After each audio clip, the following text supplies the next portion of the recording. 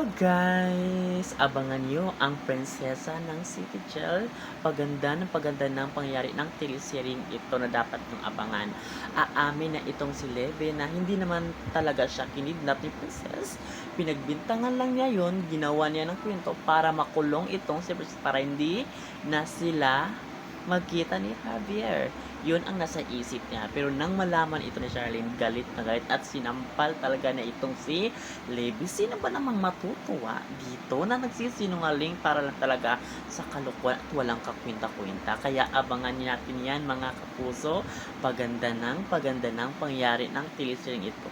Ito na ba ang daan para talaga ay mapaamin itong si Levi tungkol sa tunay na pagkatao ni Princess at ni Levin? At yan mga kapuso, aabangan natin ito lahat sa Prinsesa ng Citangel na wag natin papanapasin panoorin ang teleseryeng kinaabangan natin tuwing hapon. At yun lang mga kapuso, maraming salamat.